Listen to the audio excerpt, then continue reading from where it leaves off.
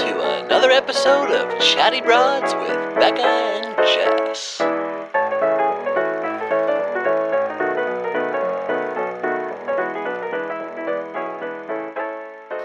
Okay, it's We're coming supposed in to hot. be. Hot. We're coming in Well, hot.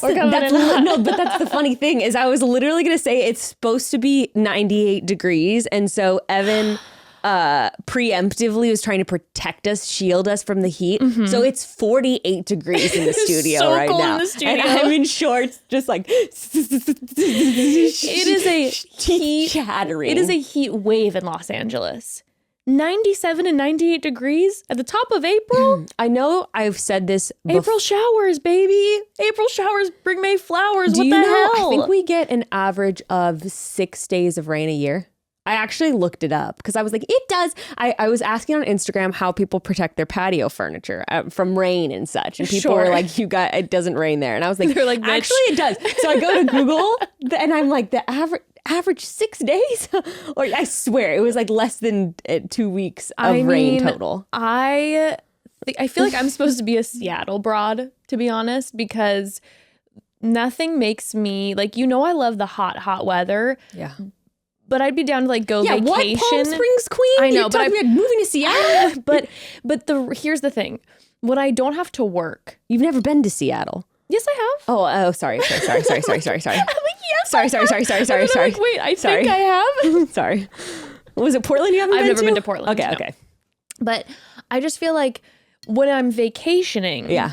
I love the heat. Yeah. But when I'm working, nothing helps me work more efficiently, creatively, and harder than a rainy day. Like if Wow, it's that's gloomy interesting. and rainy, I'm like, my creative juices are flowing. I get so much work done. I'm in my warm little coziness and I'm just like plowing through the house, cleaning. Otherwise, I don't get jack shit done on a hot day.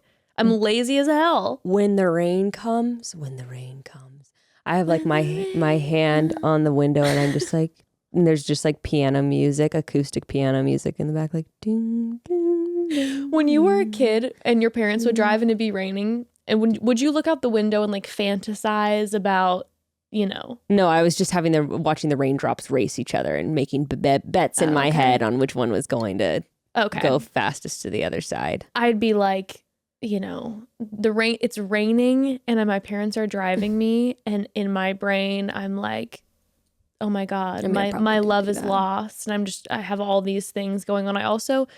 Granted, my parents did end up getting a divorce, so maybe I felt this one coming. But if I'd ever be with just one parent and we'd be on vacation or driving Mother is anything. dead. No, I'd literally be like, I think they're in love with someone else. And I'd be like tripping out. Oh, that's sad, Jess. Even though they weren't like doing anything. But like if my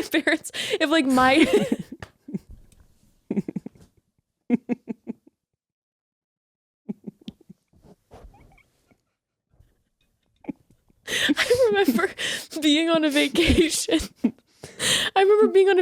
With just my mom.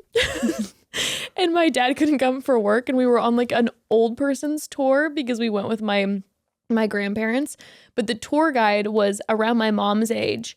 And at the time, as a 9-year-old, I wasn't tapping into the fact that he was very much a gay man. Yeah. And my mom and him were like of the same age, and they were talking and hanging out because there was all a bunch of older folks as we were traveling around the area.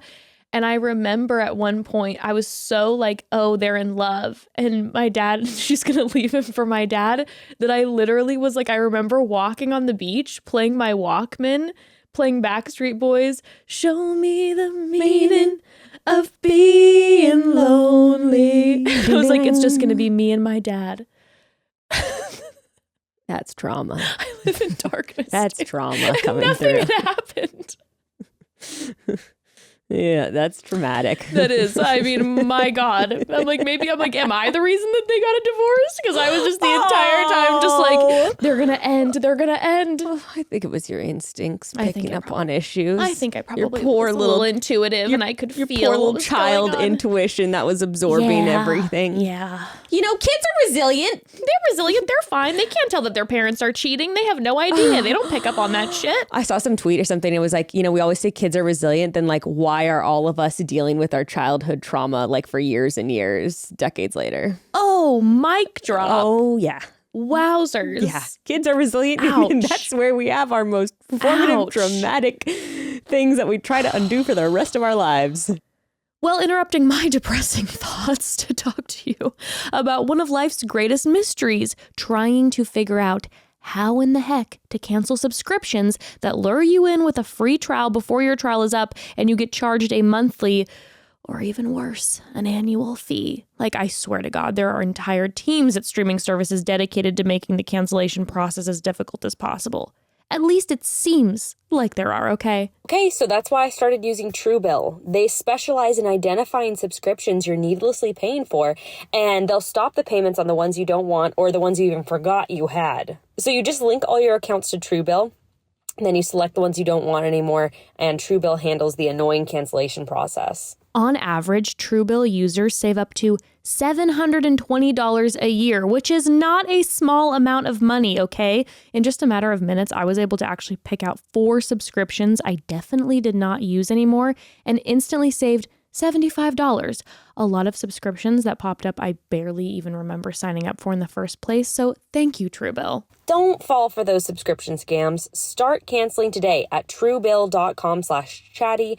Go right now, truebill.com/chatty. It could save you literally thousands of dollars a year. Truebill.com/chatty. Listen, I am coming in hot today, not only because of the weather, but because I can't get into it on the podcast. Oh, fuck, I forgot what we were even talking about before. Yeah, I can't talk about it on the podcast because, it's can't. My child's business. But let's just say I've been having to advocate for my kid with some stuff at school, and I am hot, and I'm coming in hot. So I apologize if I am a little spicy today. I love it. Also, broads, we had an amazing guest ready for you all. This episode was fully booked, fully planned, and very much 10 minutes ago, we got fully canceled on. So we apologize for that, but no, we're doing our best. Yeah. Oh my God, guys.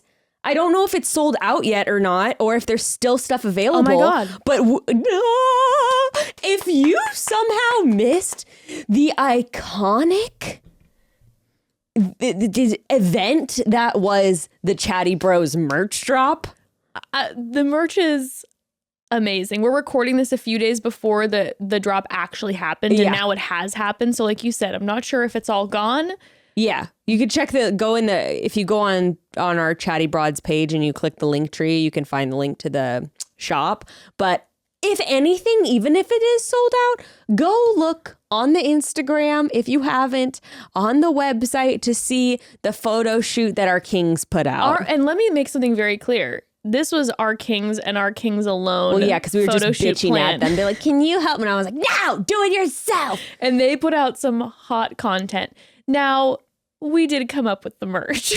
Jess and I actually pretty much single-handedly designed the bros merch. Did not create the "I'm a hoe for Chatty Bros" No, we did. slogan and the thongs. That was us. But we were talking about literally all the concepts. Bachelorette party goodness, like the pink cowboy hats, the thongs, the tube tops. Are you kidding me? You know how people do like influencers and podcasters do like retreats? Like, what if Gray and Evan hosted a bachelorette party? Legend. The stuff of legends. Or even a live show, like an in-person live show, and they did their, like, what if Gray and Evan did like their bachelorette party tour? That's kind of dope, right? So fun. I know. I would want to be in the audience. I know. I'd be throwing my undies on stage. I'm like, that's my man. And they are the ones, like, they're not being like the strippers. No, they're like the bride and the maid of honor. Like, they're serving the bachelorette party. Yes, they are the hype people. Vibes. They are the hype people getting all the people excited. Like, imagine if we had the live in-person show and they did like a magic mic routine and they had actual dancers behind them, but they had like a choreographed routine. Wouldn't that be amazing? Chatty Bros International Bachelorette Tour. And when we say bachelorette, I mean, you know what's the beautiful thing about it is they could do it during the bachelorette season. So we have time to plan for July. They'd be talking about the bachelorette and doing bachelorette hype we need to get stuff. on the phone with our agents now to get them on a live tour. Let me make something very clear that we're not promising anything. Remember, we said we're going to be good about this. No prerequisite announcements. I promise that we're going to think about it. Everything will be fully planned and... No. I promise we're going to think about doing it. Oh, yes. I promise we're going to think about doing this. But it is a good idea. It's a good idea. So today, what we're going to do today, thought we'd just talk about life for a second. How we have an update. If you guys listen to our relationship advice episode, we have an update from someone. Broads, if you haven't listened to the relationship advice episode that came out last Tuesday, so a week ago, we're therapists. We're therapists. No, a lot of people messaged and the broads loved that episode. Oh, good. I had fun doing that and one. I'm like, I want to do that way more on the reg. Sweet. So if you have anything in your life at any point, whether it be relationship, sex, family, friendship, parenting, whatever, and you have a question and it comes to mind, throw us an audio message. Yes, we love the audio and send it messages. to Ask the Broads, and so that we can AskTheBroads@gmail.com. AskTheBroads@gmail.com, and we'll do more regular episodes like that. And we even were talking today. We have an audio message, and we'll do one in today's episode. Answer a little thing. We want to try to in some of these episodes include some audio messages, some news, all that type of stuff. I also have a topic that I want to get your opinion. Actually, sometimes when I say I want to get your opinion on it, what I mean is I want to say my opinion. Which I love. Right. And just, you got to put it out there. Right. I need to talk about it. I will also agree by saying when I say that, I'm typically just wanting people to hear me. Right. Because they must know my opinion. That's why we have a podcast. It's to hear the sound of our own voices. God, it's nice to hear your own For voice. years and hours upon hours. Oh, speaking of hearing your own voice, What? you want to hear a fun story that I'm obsessed Sure. with? So one of my wonderful friends, Anthony, I love you. Mwah. He was at, I won't say the restaurant to not give it away, but he was at a restaurant in Los Angeles and he was eating alone, lunch break. Sure. And all of a sudden, pregnant Rihanna and ASAP walk in together. How pregnant is she? It's like I feel like one day she was 16 weeks and the next she was 32, and I'm like, when's her due date? What's happening? I have no idea. All I know is that what I would give to have had a pregnant Rihanna when I was pregnant, the fashion inspiration, I'm like, I love that she always has her pregnant belly out. I'm like, I would have done that way more. It makes me want to have a pregnant belly. God. Speaking of which, I was going through my photos the other day because on Thursday, if you missed it, we released an episode with one of my ex-boyfriends, Chris. Very fun. But I was going back and looking through my photos of that era in my life. And what was so funny is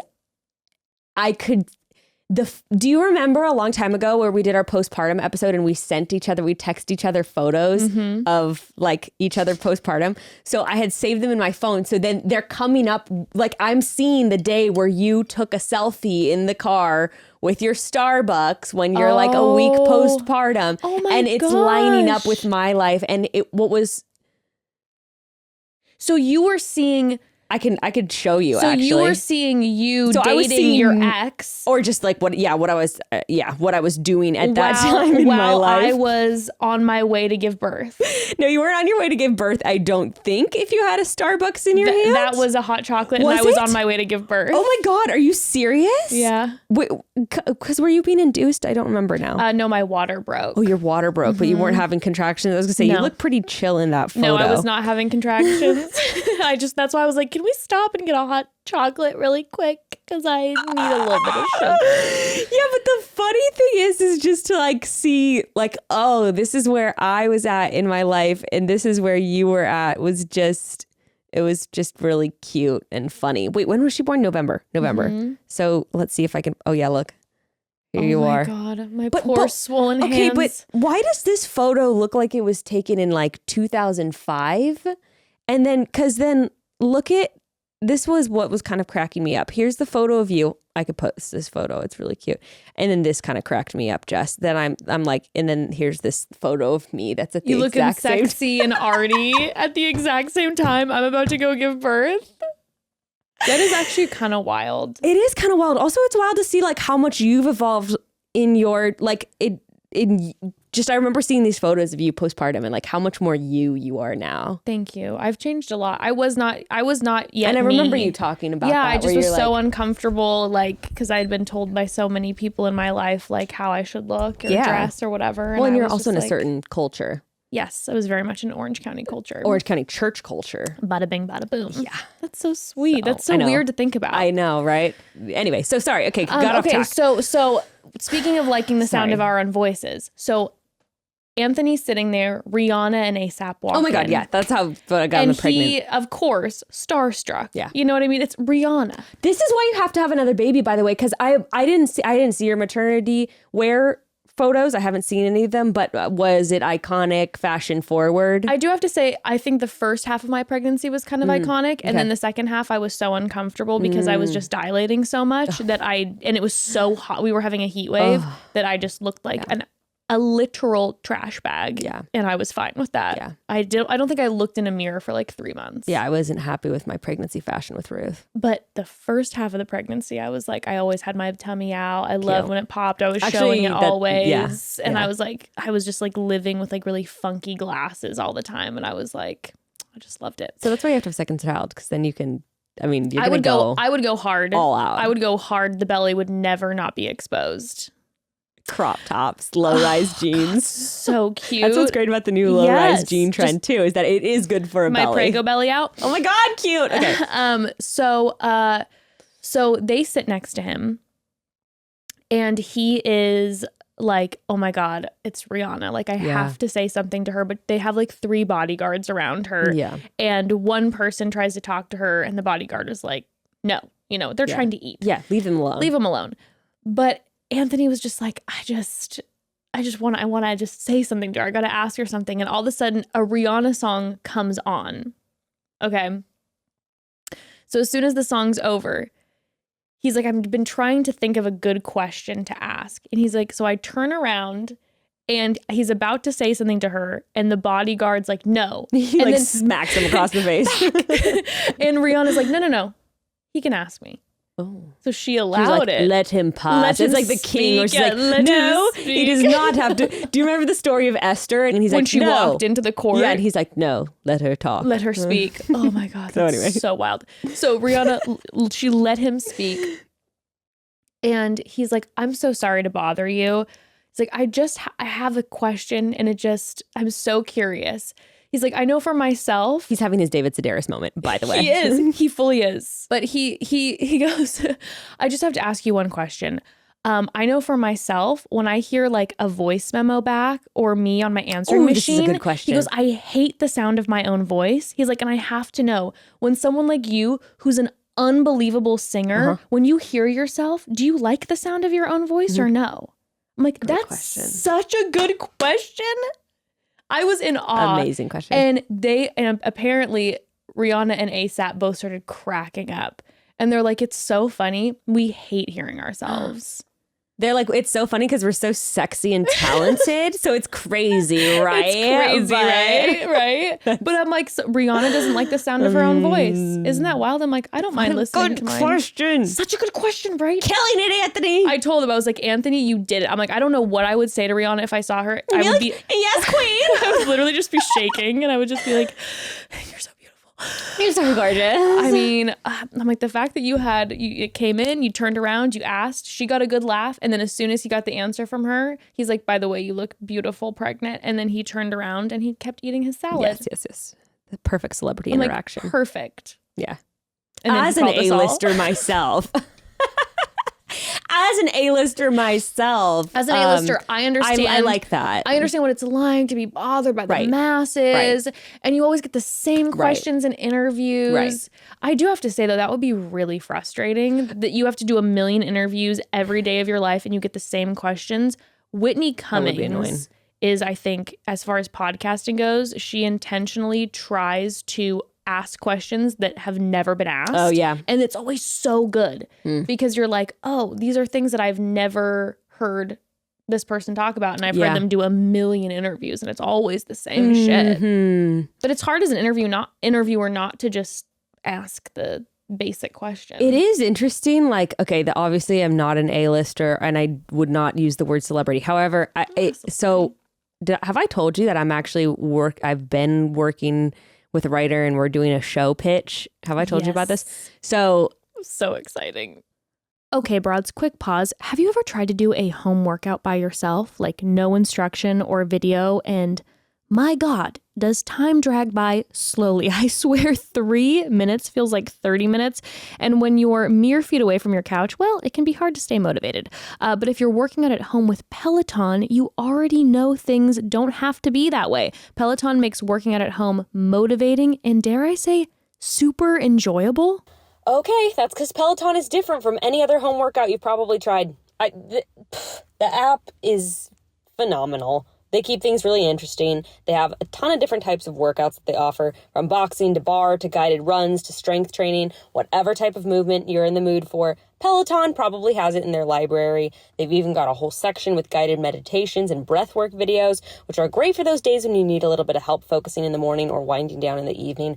I cannot say enough good things. The instructors are incredible, entertaining, and there's so many classes to choose from. It's hard for me to pick just one thing that I love about Peloton, but if I had to, I'd say the instructors. I fully agree. Never in my life have I laughed so hard while holding a plank or doing bicep curls. I'm not kidding, broads. Time flies when you have fun during your workout, and the Peloton instructors are the best at getting your mind off the pain, and before you know it, the class is finished and you got a great sweat in and some good laughs. Also, they have like warm-ups or little workouts that are as short as 5, 10, 15 minutes, which is great. Peloton makes it super easy to stick to your goals, and instead of stressing about making it to a certain class or hitting the gym before it closes, you can work out on your own terms while your kids are napping, right after they go down for bed, or if you don't have kids, fitting it into your busy day is awesome and easy with classes from 5 minutes to 75 minutes available anytime.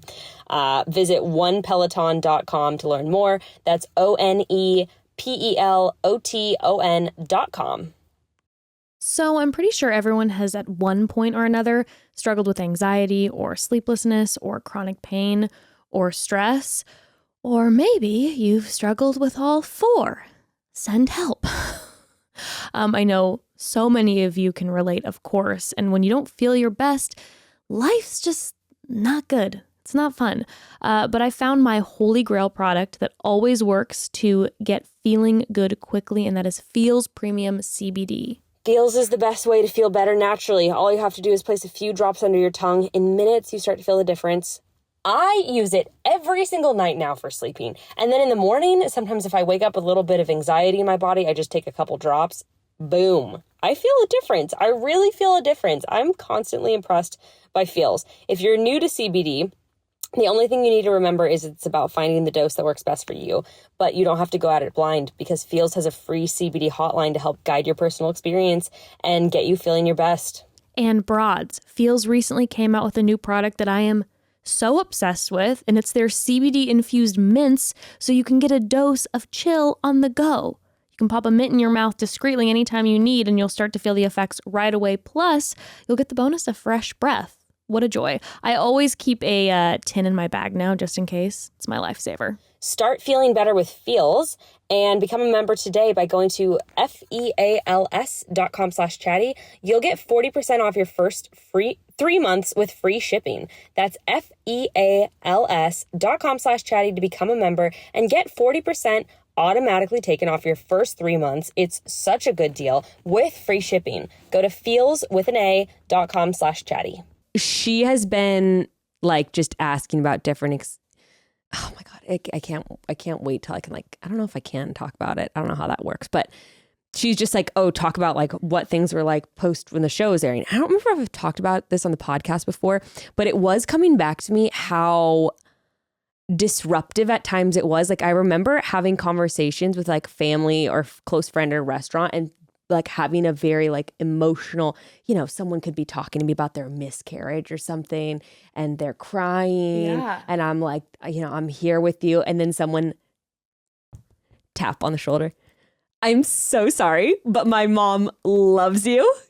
Can I just get a quick picture with you? And you don't want to be rude. No. But you're also like, I'm not emotionally available right now. Someone followed me from TSA to, oh my God, this woman started talking to me in the line at TSA. She's a Bachelor fan. Goes, you know what? My gate's over there, but I'll just walk with you to your gate. Walked with me to my gate, sat down next to me, and was just asking my opinions about The Bachelor, asking me about my time on the show for a solid 45 minutes. Isn't that crazy? I mean, that never happens anymore. This is all right after the show, but it's something I never thought about. When we were in Mexico for your birthday and we were sitting there with Kendall and you were kind of sitting, you had a big hat on. Oh my God, I forgot about that woman. And you were sitting a couple feet away with a hat on and sunglasses, so I don't think she picked up on you immediately. But she walked up to Kendall and she's just like, hi, are you the girl from The Bachelor and Bachelor in Paradise? And Kendall's like, yeah. And the first thing that this woman said, and I was, oh, dude, the first thing that this woman said, and I felt this. Such a pit in my stomach, and I just wanted to hug her, but then at the same time, I'm like, if I keep bringing this up, just let it go. Don't. Yeah. But the first thing that this woman says is, oh, so such a shame about you and Grocery Store Joe. He is so handsome. I cannot believe that you would let that end. And then she goes, him and Serena seem happy though, right? Yeah, him and that Serena girl, they're adorable together. They seem happy. And I'm like, I was sitting there quivering. As we're like just trying to like drink wine and like enjoy our day. And she's coming up talking to her so flippantly about her ex that they were together like years. And also, in a way of like, oh, he's so handsome. He's so happy now. Why would you let that go? Did she say that? She said, oh, it's such a shame. Like, I just can't believe like you would let that go. He's so handsome and wonderful. And Kendall, being the literal earth angel that she is, she was just like, yeah, happy for them. We're going on with our life. I mean, I was,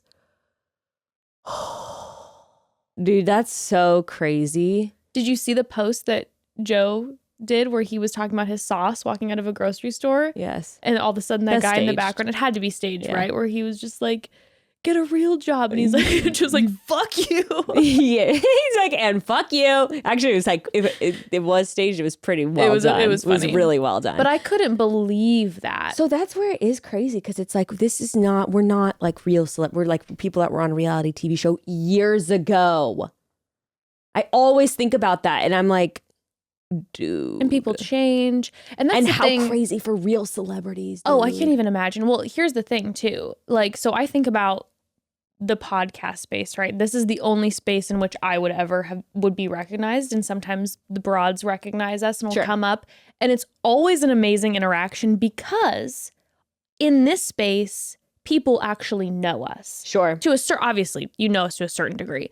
But we're talking about things about how our life's going, tough times, our family. It's personal. So when a Broad Squad member comes up, it's always been an extremely positive interaction. And if I'm in the middle of talking to like a friend or a family, it's always like, I don't want to bother you. I just want to say love. Or if I'm by myself, it's like, hey, it's so good. But when you're dealing with a reality TV show where people see nuggets of your personality, they make massive assumptions about you. And then when you talk about celebrity, like A-list, like pop star, where you don't even really know about who they are except for the random like E-news clip. So they don't even know the wild assumptions we make about these people. I mean, it has to just Granted, they do have bodyguards, so I guess people probably, oh my God. But then that's like a drag to have to go everywhere with bodyguards too. I need to go out with bodyguards around us so that Gray doesn't talk to other people. You're like, I need the reverse situation. Bodyguards so that Gray will talk to me the entire time. So anytime, anytime he tries to talk to someone at the other restaurant table, they block him. They're like, no questions. He starts talking to the barista a little too long. They're like, your girlfriend. Cut him stop. Off. The bodyguard is just to cut Gray off. Yeah, like the reverse. to protect the public around us so they can go on with their lives. It's oh my goodness. Okay. Anyways, do you have any life updates aside from just raging about about having to advocate for my child? Yeah. Let's see. Life updates. Oh, it's just been a little hectic over Honey, here. I feel you. It's been a little hectic over here. So Evan has been, which is great. It's always good when he's working a lot. Yeah. But Evan has been in a workflow and will continue to be in this workflow for about the next 2 months, where he's working 7 days a week. Mm-hmm. Fun. And from about 9 till 10. Yeah. And like I said, 7, so no weekends. So I've been in full just mom mode and then work. So I've been not really doing much of anything except just trying to function. How was your anniversary though? Oh, that was the one day he got off, and it was so romantic and nice. He surprised me because he was supposed to be working that day, and I was like, babe, I get it. Especially post-pandemic, it's work when you can, Yeah. And so in the morning, he surprised me, and he was like, so my mom's taking Ember, and we're going to get away for a night. And we went to our favorite little spot, and we just people watched and talked, and it was so nice. And we just had all the gushy. Aww. It's one of those things where it's it sounds so corny, but it's just so wild to be we've been married for 10 years and we feel the best about our relationship more than we ever have right now. Mm-hmm. Not to say that we don't have plenty of problems, but it just feels, I'm in such a space right now. We both are, where we're we're so happy we're with our person. Mm-hmm. And the world is busy around and there's drama around. And it's kind of been one of those seasons where everything is going wrong. You know what I mean? Mm-hmm. So those things where you're you just wake up and you're oh, everything's broken. The car gets towed. I mean, just a stupid random stuff all day long, and busyness with work and drama with the kiddo. Weeks have been like that too. Yeah, it's been rough. But then in the midst of that, it's a little bit there's kind of been this energy of oh, it's so frustrating and exhausting, but so happy we have each other to laugh about it. Yeah. You know what's crazy is I was talking to my mom about this, and what is, I think, really cool about long-term partnership and marriage is that it does ebb and flow so much. Mm-hmm. And so even though there are rough times, you also do you do know that if you're continually working on your relationship, those really good, just smooth moments are gonna come back around, and where you're just everything's great. And it was so funny. My mom was just saying, she was it's so wild to me. And it was actually very validating because she and my dad have been together 30 years now. And she was sometimes she was last weekend we were just so just obsessed with each other and just in love with each other all weekend. And then, and just spending every minute of our time together and just so oh my God, I can't believe I'm so in love with you. And she goes, and then Monday morning, I was ready for him to move out of the house. Yes. And I couldn't stand everything he was doing. And I was just so pissed off. True. And I was yeah. And sometimes it's all in the same 24 hours. And she was just cracking up. And she was yeah, but that's kind of the beautiful thing of you're riding out through all of it together with someone else. Yeah, it's so true. It literally will be this is the best weekend ever. And the next day you just absolutely hate the sound of their voice. Even 8 p.m. to 8:35. Sometimes it's because life is so. Oh yeah. And I take out, even if it has nothing to do with him, I'm if I'm stressed, oh my God, all of a sudden I'm just I hate you. And I'm he's what did I do? I'm I don't know, but I need somebody to just send my hatred. Of course, because they're the closest person to you in your life. Right. But what a beautiful thing that you have someone to come back to and to find a haven in. 1,000%. And I think that's my thing too. I remember Emily, Blake Moynes' mom, Emily Moynes, talking about, I loved that interview with her. When she was talking about her so relationships. Fantastic. I loved it. And she, obviously there was one relationship that was toxic and abusive, and we are not talking about that one. This is a very different circumstance. But her first marriage, that she said he was a very good husband, and they had a good partnership, but they just kind of drifted apart. And she said, she's I wish I would have worked on it more. And I think sometimes, obviously, there I got chills, and you just said that. Just thinking about it. Yeah. Yeah. It's obviously, of course, there are circumstances where it's no, this has to end. Sure. And sometimes, even if there's nothing terribly wrong, you're just better off apart. Yeah. But I do think there is something to be said about pushing through tough times. I'm sure there's and been working multiple through. times where you guys might have ended it. Oh, I've had my bags packed before, straight up. I think people forget that. Like, and we say those things like, people don't talk about that. Yeah, I don't want to, I don't want to talk about that. No, I don't want to go on Instagram and be like, hey guys, It was a rough weekend. I was seriously thinking about leaving. I had packed my bags. Evan was really pissing me off. Everything he was doing was really upsetting me. But, we are working it out. And I think people who do that sometimes too on Instagram, then people think they're unhinged. Right. And it's like, Also, yeah, it's just, some stuff needs to be private. So privacy is okay. When I understand why people don't talk about it, but I think like to look back on it years later, because when I've just recently had conversations with people where I'm like, oh, so like we're not the only ones who like want to just say like, is this even worth it? Oh my God. The amount of conversations that I've had with Evan over the past 10 years of that. I mean, there's so many. And like, why are we even doing this? Yeah. And it's like, we very much love each other. And in general, I think we have a super healthy relationship. And even regardless of that, you're just dealing with two different people who are growing. Dude, it's hard. It's hard. And then especially and then when you're a parent and you have, you're trying to figure out how to parent your kid and the stresses of life and all that stuff. It's like, it was maybe 5 years ago. 5 years ago, Ember was like a year and a half, and I straight up was packing my bags. And it was a situation where it was like we just were not getting each other. It had been months. You're at an impasse It over had been and over and over and over and months of over us again. not getting each other. And I was so frustrated because I love him and I loved him so much.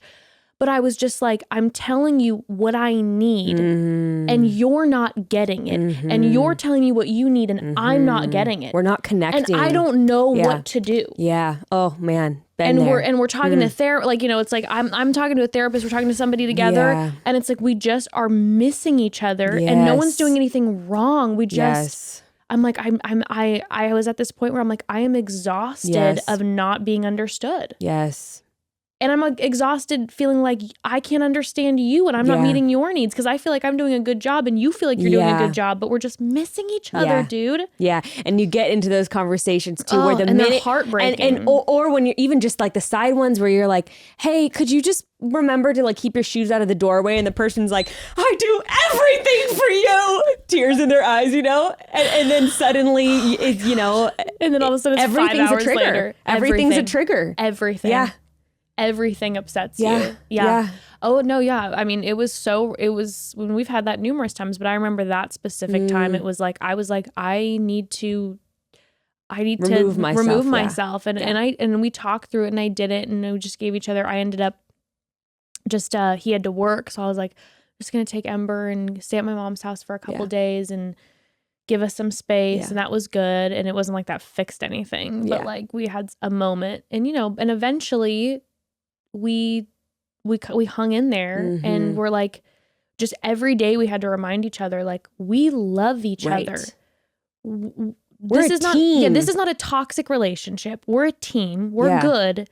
We want this. We're just in a time in our life where we're changing and we don't get what the other person needs, but I'm willing to try. And there's going to be a lot of fights and this sucks. But we were able to work through it. And then on the other side, it was so much better. Yeah. But if I would have given up then. Yeah. Dude. Yeah. I mean, I'm not saying that, there are probably other wonderful things in life that we could have experienced, but I'm so happy we didn't. We had just in the past year, there have been times where it's exactly what you're talking about. You're just missing each other. It's like you're skidding past every time and every time and then even sometimes your intentions are so good in the way you're trying to communicate to something and then they're misunderstanding it and then there's that slippage and then you're wounded and then they're defensive and then you're just like, I can't do anything right. And they're like, I can't do anything right. And it's so hard.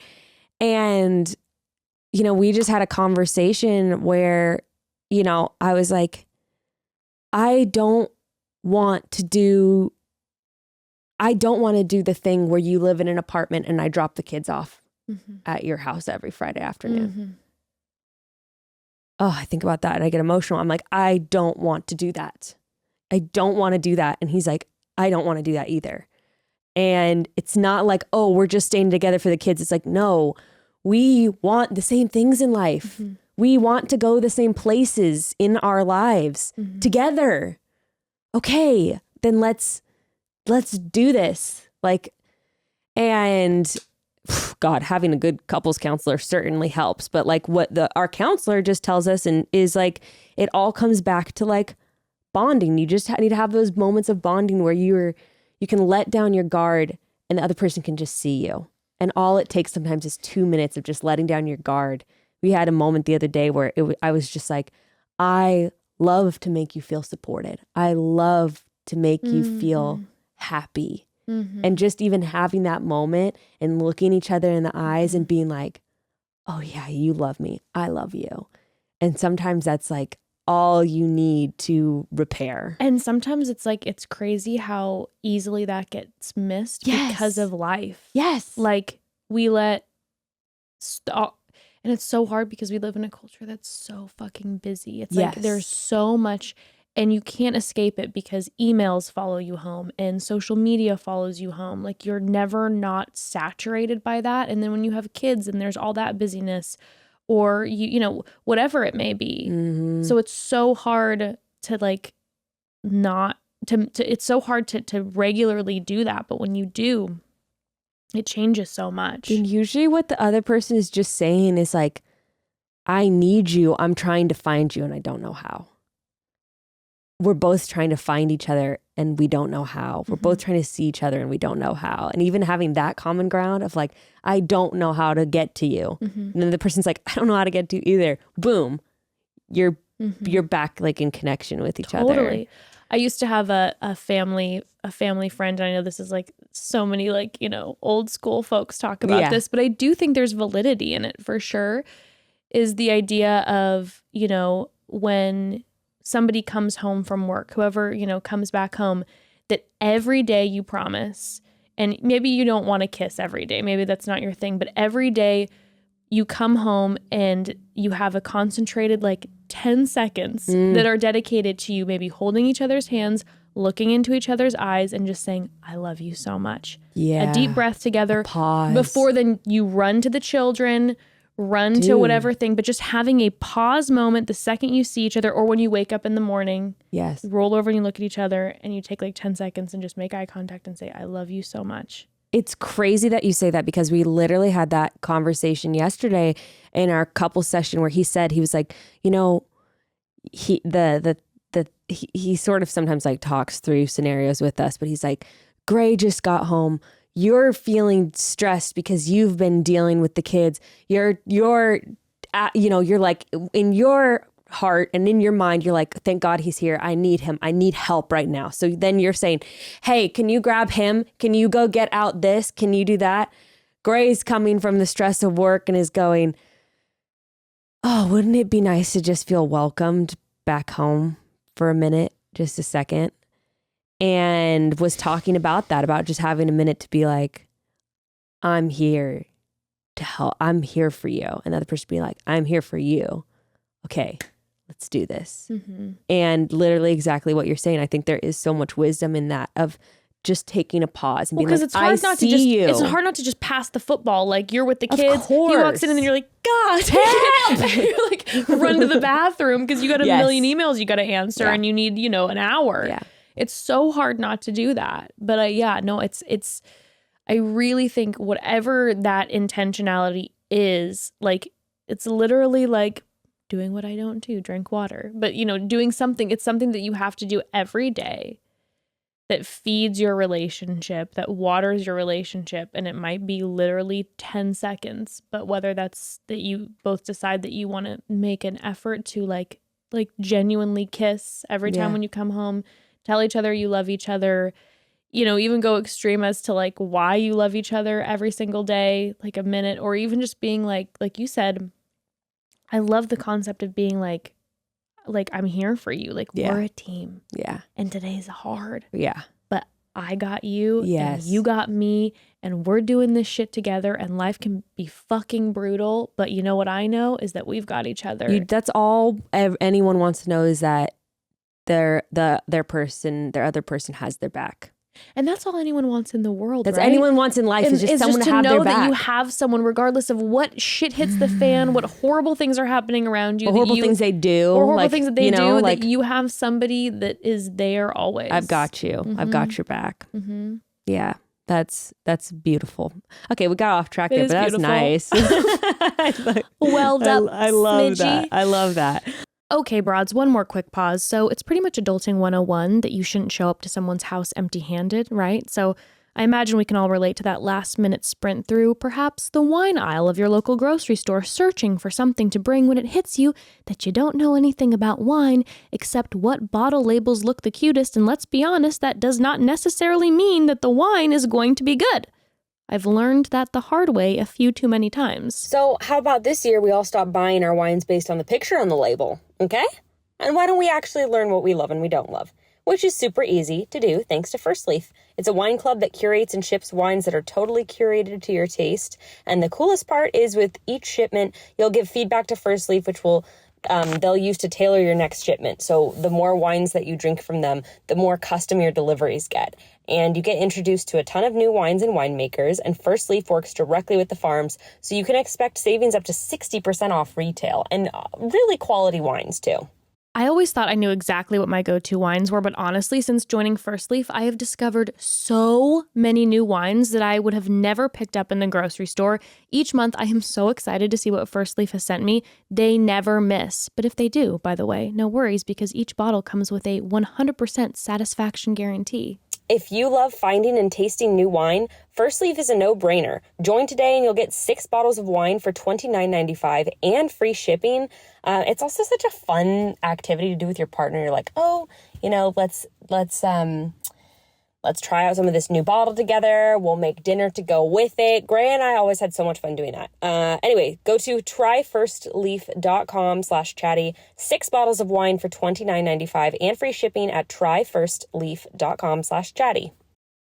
So when you think of your perfect self-care routine, you most likely think of things like a massage or sleeping in an extra hour on a Saturday or making time to hit that yoga class you love. You probably don't think of treating yourself to some fresh new underwear as a moment of self-care, but you should.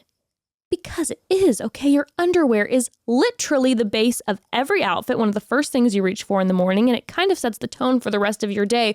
I know for myself, when I have a cute new pair of underwear on, I definitely walk with a little extra pep in my step, especially when those underwear make my cheeks feel like they are being loved on by a cloud that was made by the gods, by the angels. I'm talking about MeUndies, okay? I don't wear anything else. Well, I think the easiest way to treat yourself is by getting the MeUndies membership.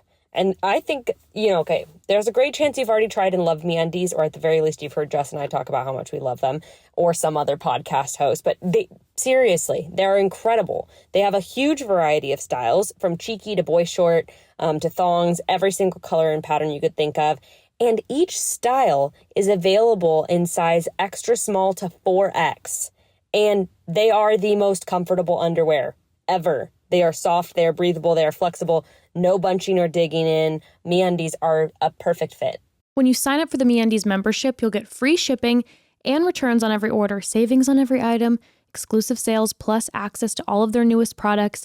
MeUndies has a great offer for all the broads out there. For any first-time purchasers, you get 15% off, and for a limited time, if you sign up for the membership, you get 25% off your first membership item. I am telling you, broads, when I started wearing MeUndies, it changed my underwear game forever. I will never, ever go back. If you want 25% off your first membership item or 15% off your first order and a 100% satisfaction guarantee, go to MeUndies.com/chatty. That's MeUndies.com/chatty. Wow. Okay, so what was your thing? You said that you had something that you wanted to talk about too. Oh, yes. Okay, well, it's so funny. It's all somehow kind of interconnected. Oh, okay. I like this. So I saw this on Instagram a couple weeks, maybe 2 weeks ago now. Do you know Shan Boudram? Yes, I love following her. Oh my God, we should- would love to have Shan on. yeah. So Shan's pregnant again. Yes. And she posted this clip. It was from her I think I saw this. podcast where she's talking to her partner, and I wanted to play it because, ooh, man, relatable and something that we don't talk about a lot, I think. Are you okay with, now that we have kids, that our dynamic and our love probably won't be the same?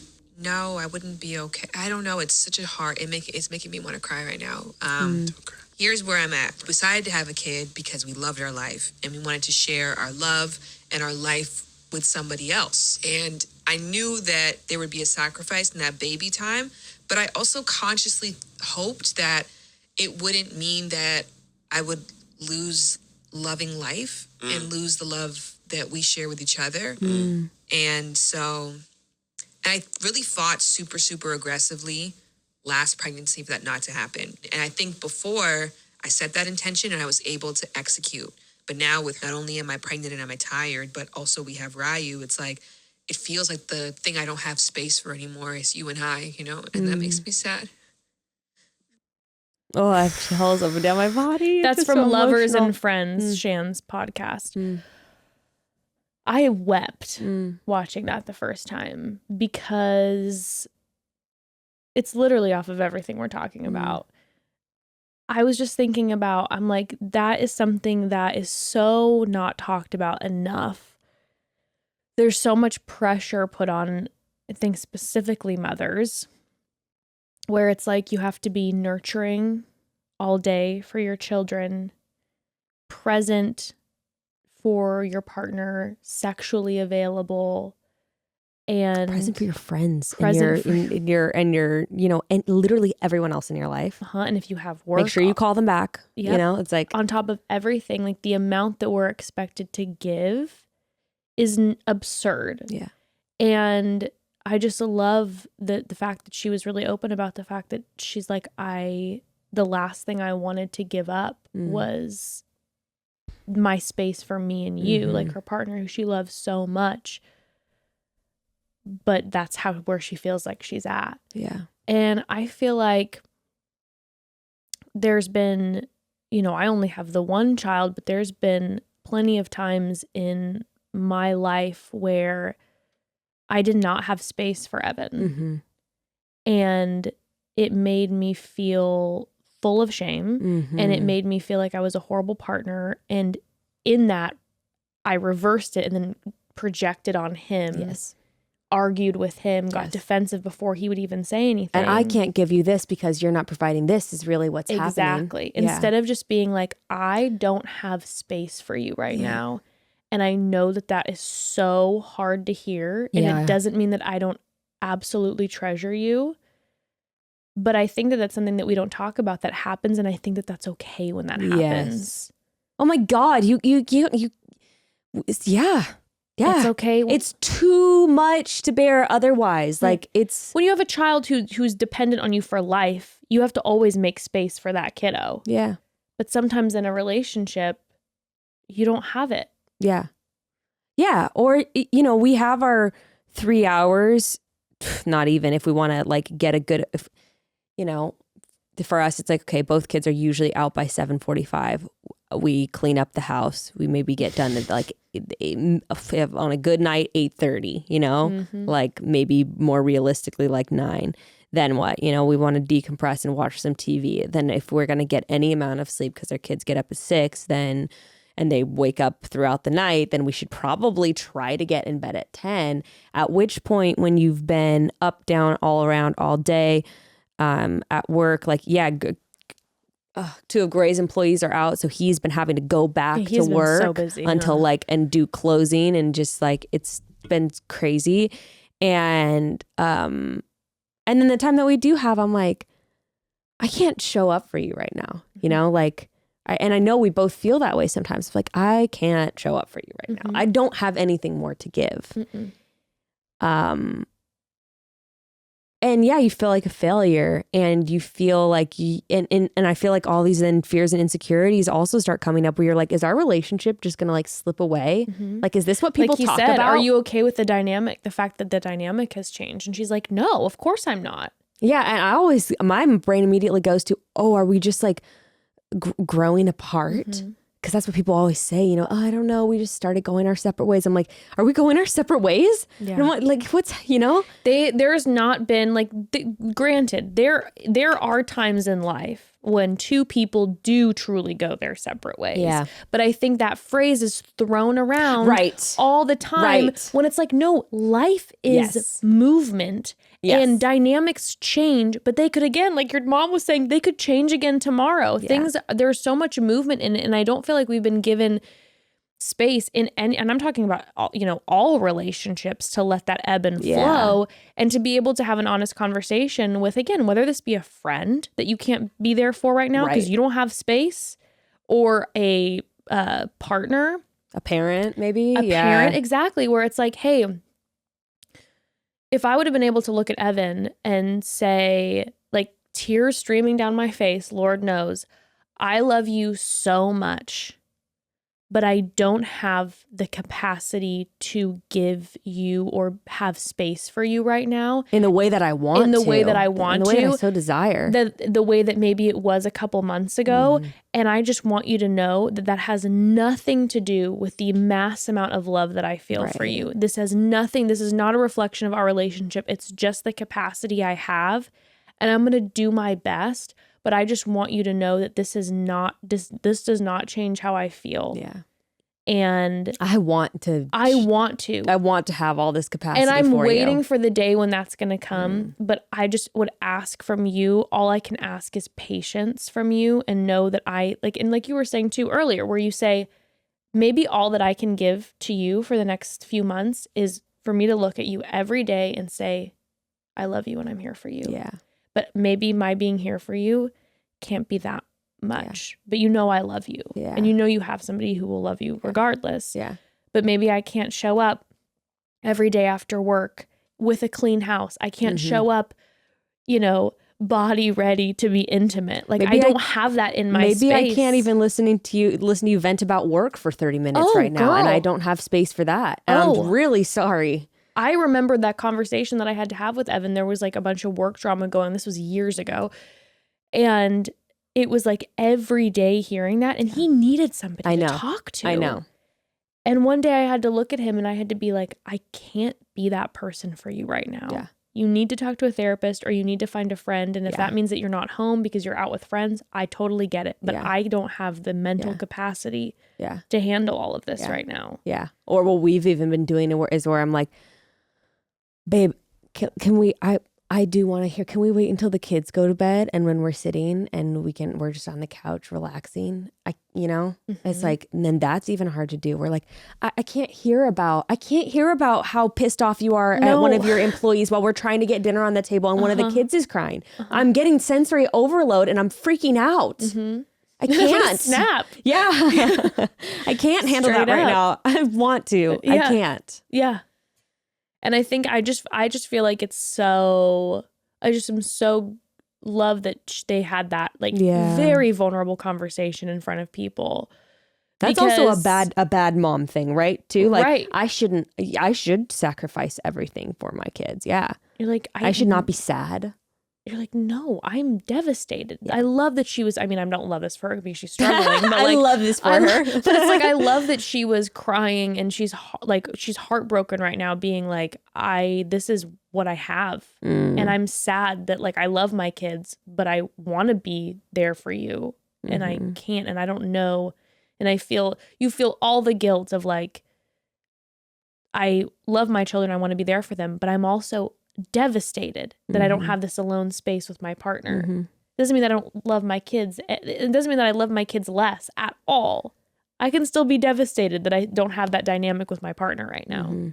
Two things can be true. Yeah. I don't think we give ourselves space for that a lot. Yeah. I don't know. Yeah.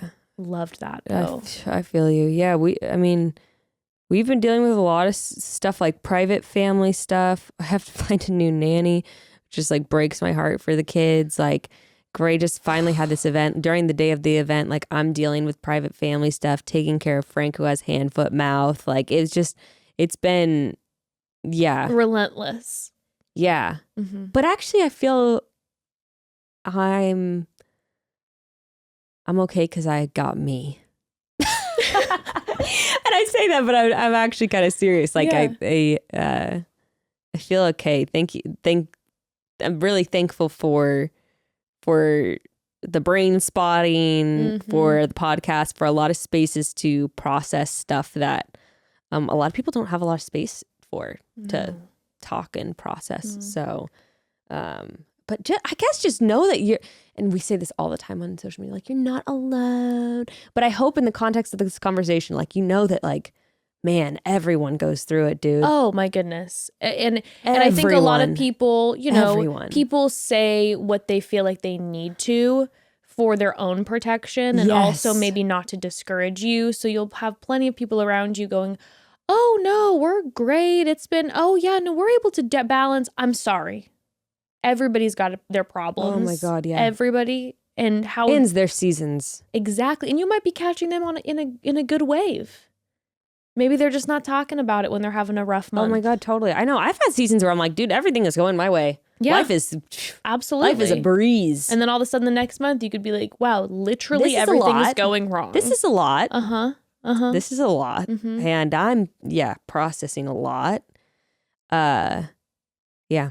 All you can do is wake up. I was watching Theo Vaughn's podcast a couple days ago, and his intro to the podcast just was like just a heaping dose of like what I needed to hear, which is the irony of him being a comedian. But the comedians are the philosophers. That's true. They're the pastors of our day. Yeah. He literally said, he's like, you're here. He goes, today your eyes opened and God said, welcome. You got another day. That literally makes me cry. No, I was weeping listening to the beginning. Wow, yeah. He said every time that you open your eyes, he goes, every time you open your eyes, he goes, that's a welcome, Matt. Oh my gosh. Wow. That makes me really emotional. I sobbed and I made Evan watch it and I was just like, yeah. But I mean, what a perspective to have on life is like, oh yeah, welcome again to the world. Good morning. And you know, I feel so grateful because I'm like, I feel like I have such a privileged existence, and so many good things, but you know, everyone struggles. But I'm like thinking of just the concept of like what we're here and what we're doing, and like we don't know what's after, and so all you have is just every morning when you open your eyes, he's like, God's giving you that little gift of welcome. Today's your day. What are you gonna do with it? This is your life. What you gonna do? Oh my God. Yeah. I listened to someone recently. I don't remember who said this. I thought this was really poignant. They were like, you know, they're like, privilege is usually like, those are good things. We want everyone to have privilege. So like, do good, like, you know, be grateful for the good things in your life and find out ways that you can help other people have those good things. How can I like share some of this goodness with the people around me? Because I want everyone else to have as many good things as I have. Oof. Well, before we should we do a quick update? Oh my God, the update in the new question. New question from the I broads. like We that. love this. We love this. Okay, so here we go. So this is an update from the broad who was in the really good relationship, but missing the flirting, the love, that, you know, the outside, the flirtations. Hi, Bekah and Jess. Wild to hear my own voice on my favorite podcast. Last episode, hashtag blessed. Something to be thankful for. Wanted to send you guys a follow-up on my question for you, which was flirting and having a personality that just really likes kind of, just being flirtatious and the feeling right before you kiss someone for the first time, etc. I think what you guys said yesterday about this kind of crazy need to to figure things out immediately was super helpful. And it's actually something that I kind of came to terms with by talking to my therapist a few weeks ago. So we're my boyfriend therapists. and I chatted. Neither of us are really interested in non-monogamy or in breaking up. But I think the aspect that I was missing mentioning when I sent you guys my first message was, there's a bit of a trigger warning here. But I went through a sexual assault several years ago, and refinding and owning my sexuality was so much a part of my growth and healing. And so I think that not having that feeling of like sexiness and people wanting / chasing me makes me kind of feel like I'm losing that aspect of my kind of womanhood again that I had already lost before. Makes me feel like I'm stuck or like moving backwards somehow. I get that. But yeah, so my conversation with him, I explained that, and I did feel a lot better just by mentioning it. And we kind of had a really open discussion about like, we're not sure if each other is forever, and we don't even know if we believe in one person forever. And is that okay in society? If it's okay, does that mean we're wasting time with each other if we don't know that it's each other? We're in different life stages, so what does that mean for us? It was a lot. It's still getting worked through. But yeah, that is my very long update for you. Yeah, thank you. Aw, good for you. Wow, I have chills. That was a powerful message. I think that's so important to just even be able to have those conversations, because it takes so much weight and pressure off the other person. And then you're like, oh man, okay, so I'm not the only one grappling with these fears and worries and all that kind of stuff. And being able to clarify what those feelings are is really important. And then your partner can be there for you as well, you know, and that's beautiful. Love it. Makes me so happy. Great update. Love a good update. And Also, send your messy ones. Send the messy updates. We're not going to lie and say that we don't also enjoy a messy update too. All right. And we have a brand new question from a broad. Okay. Uh-oh. It's a breakup story. Hi, broads. This is Sarah. Oh, she sounds sad. Went through a breakup about a month ago now. Known the guy for like 10 years. And he moved up to Boston to come and be with me. You know, he was in North Carolina. That's originally where I'm from. Met in college. I thought he was like the one in college. And I won't go into details as to why I thought that, but that's a whole other story. So we moved up here during the pandemic, and then we were together for about a little over a year and a half here, living in an apartment. And I was on vacation for 20 days with my best friend in Florida. Damn, nice. And came back.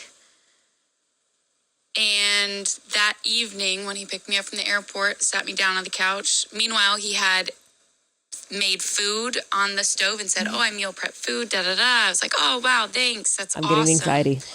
And then he proceeded to sit on the couch and tell me that he has a moving truck coming in 2 days and he is moving out of the apartment. This was news to me. I thought we were doing really, really well.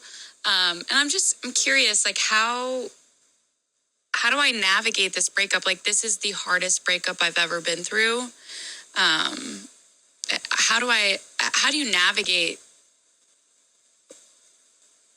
having someone leave suddenly and abruptly that you trusted so deeply?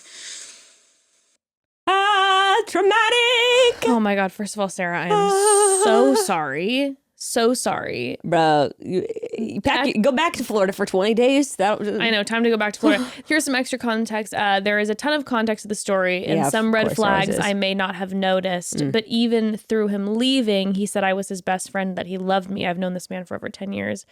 It just doesn't seem like something he would do. Well, it probably doesn't. I mean, Gray and I were having this conversation the other night about cheating, which we've had on the podcast before, about like it very rarely has to do with like you. Usually has to do with what that person is dealing with. Like, and of course, how you are in the relationship comes into play. But from what I'm gathering, this person had a lot of stuff going on in their head that they were not communicating, shit they were sorting through or not sorting through or not processing or choosing to suppress. Yeah, exactly what you were saying about the cheating piece. I know that that's not something that, but it's a trust breakage, right? Right. And Esther Perel, baby. Esther Perel always talks about, has some unbelievable advice and information about cheating. That's like what she studies. And that's one of her biggest points always, is that cheating is 99.9% about the other person. Yeah. Or about the person who's cheating. It doesn't have anything to do with the other individual for many different reasons. And so, yeah, I mean, it's as impossible as it sounds. I feel like the only thing really to process as you walk away from this, especially because this person did not give you any story or reason, is that as hard as it's going to be to want to dig in and pick apart the past, the red flags of the relationship, and maybe he was cheating, or maybe I think there's no point in even going there or trying to rationalize and your anything. Brain will keep going again and again and again. This doesn't have anything to do with you, and you can't, as impossible as it sounds, the more you try to process it, I think the more you'll put shit on yourself that you shouldn't, because this has to do with him. Also, like, I think it's difficult for that not to undermine the time that you've spent together either, of going like, did this person ever really love me? And was anything that we shared real?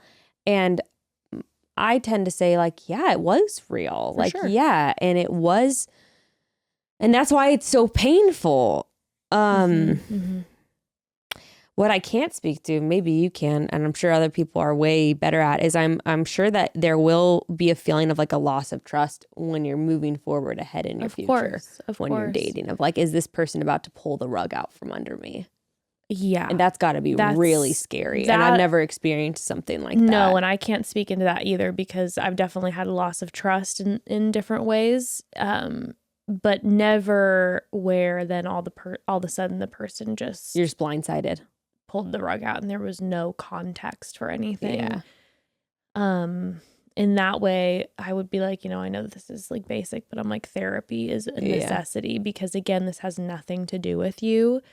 And this is not your fault, but yeah, sure. Going into another relationship, I'm sure it will feel impossible to not be concerned about that all the time. I mean, this is some people would be like, what? This is terrible advice. But I always get a lot of peace from like Googling forums, like literally Googling like, I think it's what we were talking about earlier. Like, you're not alone. Right. I'm literally like just finding people Googling, who are also, like my long-term boyfriend broke up with me out of nowhere. I'm sure if you Google that, you're going to find a lot of other people in the same situation who can maybe offer some words of like consolation or wisdom. 1,000%. But I think that this is like, this sounds like such downer advice, so I apologize.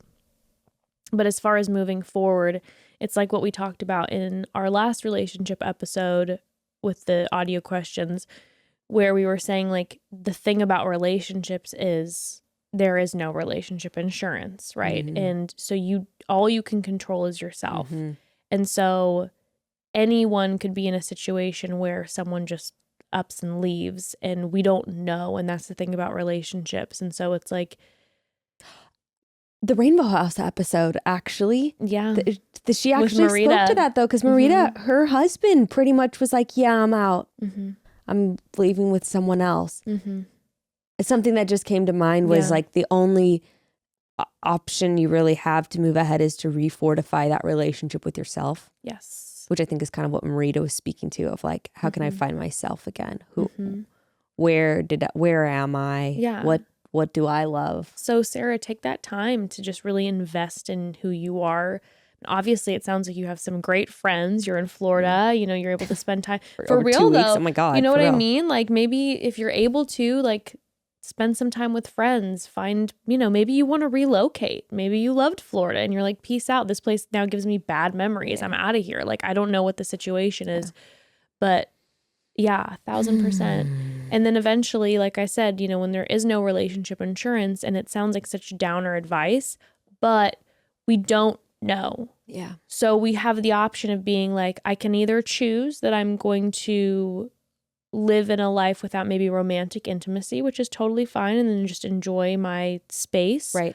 Or I would like to have a partner, and there's a chance that this person could hurt me. I don't know. Right. But living then in the space of like waiting for the what if and waiting for the shoe to drop, all that then is hurting is yourself. Yep. So if you get into a relationship again and you're just waiting for maybe that same pattern to happen, which you have every justified reason to feel that way, but all that's doing is then hurting your own time and peace and enjoyment. Yep. You know what I mean? Yep. But Best of luck to you. I know. Give yourself time to Godspeed, grieve Sarah. and then time to Yes. refortify. Let yourself grieve 1,000%. 1,000%. Well, gosh. on that note, I mean, in other news, one quick little nugget to like up the upswing is that I saw that Tyler Cameron is potentially dating Kristen Cavallari. oh, I've heard this. Yes. Weird. They responded, and she was doing Instagram Q&As where for like the first time ever she was like, yeah, I'm with someone and I'm happy, which she normally doesn't ever go there. And now she's spotted out with Tyler Cameron. I've got other celebrity news about myself. About yourself? Yeah. I'm like, I have Kristen's phone number in my phone. Do you really? Should I call her right now? just put her, hey, you're being recorded. So Kristen, quick. I used to work with her sometimes. She's great. Text her, give us the dish on TC. Okay. She's like, I haven't heard from this bitch who used to help with some wardrobe stuff for like 10 years. And I'm just like, can you let me know about Tyler Cameron? I know that I was jack shit in your life, but you were nice. Hey, maybe she'd want to come on the podcast. I'll ask her. Yeah, why not? Everyone, like 70% of people told me not to dye my hair blonde. So next week I'm dyeing my hair blonde. Are you really? Yes, I'm so excited.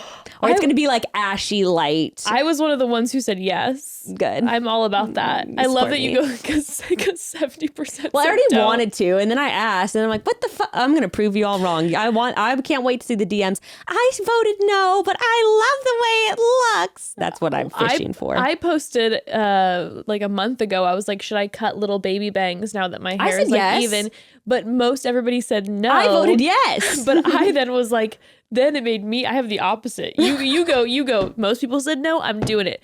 I was like, I'm going to do it. And then most people said no. And I'm like, I'm like, oh my God, no. I loved when you had the micro bangs. Because you did like it before. Yeah. It was with this kind of short With hair. this short I haircut. love it on you. I think it's so cute. Thank you. I like it too. The only reason not anymore. The only reason that I'm resisting is because you know what? All I know is I used to go. It was like when I had the little micro bangs. I would sit front row at the comedy shows because I like to get my ass roasted to death. You still have to do it together. I know. Front row.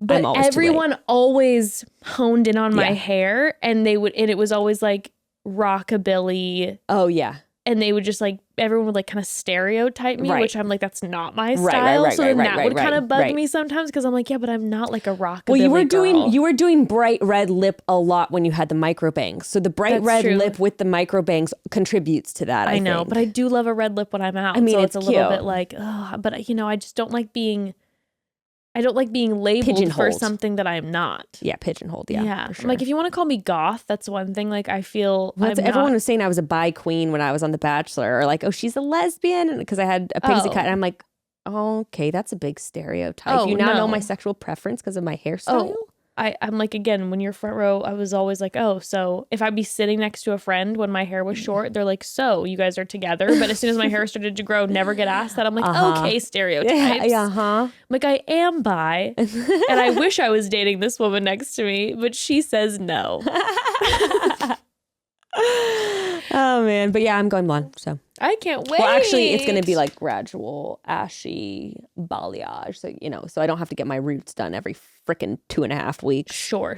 My hair grows so fast, and then you have that block of black because my hair's so dark too. I do love outgrown roots. I know people are like, they think it's like, they don't like the vibe, but I love to see just those dark roots. Really, just like the thick line. I mean, I'm gonna have I'll have my dark roots showing, and then it'll transition. Oh, cute. That way it can grow out a little more like naturally. Because before when I had platinum hair, it would literally be like a black line. Sure. Because there was no gradual. But I'm really excited. I can't wait to see it. She's probably not going to do it light enough. I'm probably going to have to go back in a month and be like, more bleach. Fry it, Brenda, fry it. So I'm excited. Oh, I can't wait to see it. Anyway, Well, chat soon, broads. broads, love you. Chat soon.